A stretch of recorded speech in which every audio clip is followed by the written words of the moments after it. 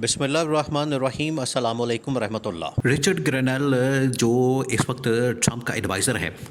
अब ट्रंप का एडवाइज़र बने हुए तकरीबन उसको महीना एक हो गया है जब से उसको तैनात किया गया है, और अगले महीने आपको पता है कि वो हलफ बर्दारी हो जानी है, तो ये भी अपना चार्ज बाकायदा तौर पर संभाल लेगा। अब उसको सिर्फ एडवाइज़र जो है वो अभी नॉमिनेट कर दिया गया है, और वो पाकिस्तान के हालात व वाक़यात के मतलब इतनी ज़्यादा ट्वीट कर रहा है, इतनी ज़्यादा ट्वीट कर रहा है, ऐसा लगता है कि उसको सिर्फ पाकिस्तान के हालात व वाक़यात के ऊपर ही उसको अंदाज़ा है, पता है, और उसके ऊपर ही नज़र रख के बैठा है। और वो हुकूमत के लिए, ये शरीफ ख़ानदान की, जरदारी ख़ानदान की जो जाली हुकूमत है, फॉर्म 47 की गवर्नमेंट है, फॉर्म 47 की हुकूमत है, उसके लिए एक मौला चट बन गया। वो मौला चट बन गया। अब मौला नूं मौला ना मारे तो मौला नहीं मारता। वो मौला चट बन गया है और गंडासा लेके डांग फेर दी है उसने इस हुकूमत के ऊपर। और सुबह उठता है, एक ट्वीट कर देता है, सोने से पहले एक ट्वीट कर देता है, और इस हुकूमत के ऊपर जो है वो क़यामत बर्पा कर देता है। इस हुकूमत की ऐसी की तैसी फेर देता है। अब मुसलसल उसकी जानिब से ट्वीट्स किए जा रहे हैं, मुसलसल उसकी जानिब से ट्वीट पर ट्वीट किया जा रहा है। अब उसने रिसेंटली एक और ट्वीट कर दिया है। पहले वो ट्वीट कर रहा था फ्री इमरान खान, कि इमरान खान को आज़ाद करें, इमरान खान को रिहा करें, इमरान खान को रिलीज़ करें। पहले वो वाले ट्वीट कर रहा था।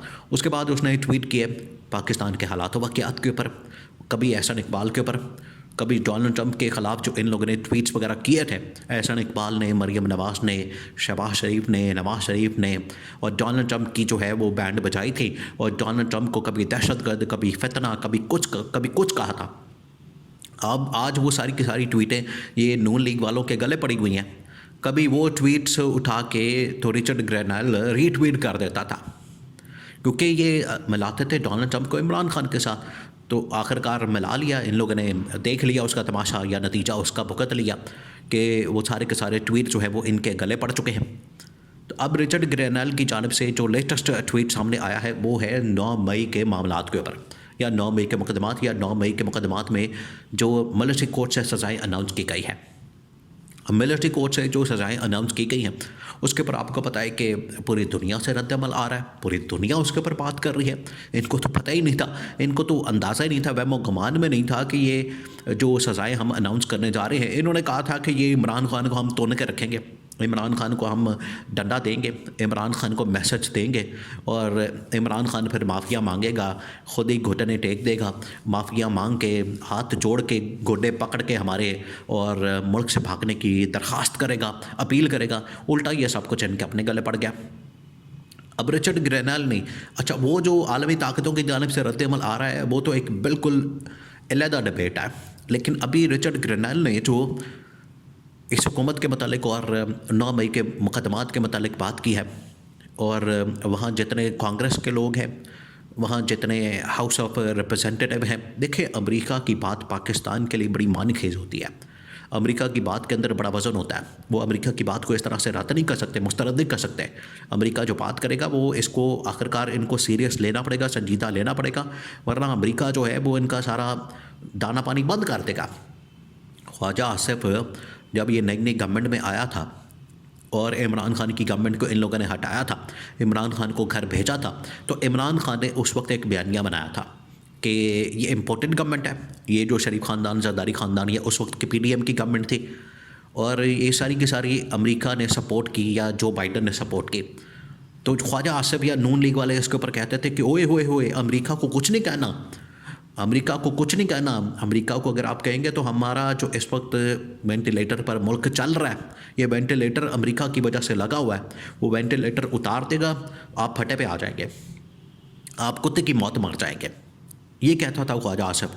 तो आज अगर वेंटिलेटर पर आ गए हैं और इनके लिए वेंटिलेटर सिर्फ अमेरिका, तो ये वेंटिलेटर इनके उल्टा गले पड़ गया।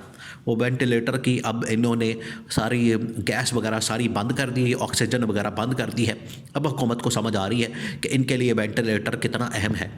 इस वजह से कि अमेरिका को इतनी आसानी से, क्योंकि अमेरिका ही इनको लेकर आया, जो बाइडन ही इनको लेकर आया। अब जो बाइडन जाते जाते जो है वो इनकी सही मंजी ठोक रहा है। जो बाइडन जाते जाते पाबंदियाँ भी लगा रहा है इनके ऊपर, वहाँ से अमेरिकी इंतज़ामिया की जानिब से इनके ऊपर डंडा भी दिलवा रहा है, डंडा भी चला रहा है, और डंडी और जो डंडा डोली वो सारा कुछ कर रहा है इनके ख़िलाफ़, और इनको अब समझ आ रही है कि इनके साथ हो क्या रही है। क्योंकि जब आप किसी के सहारों पर, किसी के कंधों पर चढ़कर आते हैं, आप किसी की वजह से आते हैं, तो फिर आपके साथ यही होता है। अब अमरीकी हुकूमत जो है वो शदीद शरीफ ख़ानदान की हुकूमत के ऊपर, और इनकी वजह से देखिए, ये इनकी वजह से आज एस्टैब्लिशमेंट को भी रसवाई का सामना करना पड़ रहा है। इनकी वजह से ही आज एस्टैब्लिशमेंट को भी बैकफुट पर जाना पड़ रहा है। इनकी वजह से इस्टेब्लिशमेंट को भी शर्मिंदगी का सामना करना पड़ा। ये शरीफ ख़ानदान, जरदारी ख़ानदान की गवर्नमेंट की वजह से, इनके चाल चलन की वजह से, इनके करैक्टर की वजह से, इनकी हरकतों की वजह से या इनकी करतूतों की वजह से आज इस्टेब्लिशमेंट को भी शर्मिंदगी का सामना करना पड़ा है आलमी सतह के ऊपर। अब रिचर्ड ग्रैनल ने एक और जो ट्वीट कर दी है, वो मुसलसल वो ट्वीट कर रहा है। उसने पहले इमरान खान की रिहाई से लेकर आज इमरान खान के ख़िलाफ़ होने वाले मुकदमात के मुतालिक ट्वीटें करना शुरू कर दी हैं, और कहा है कि अच्छा, यहाँ लोग मजाक मना रहे हैं उसका।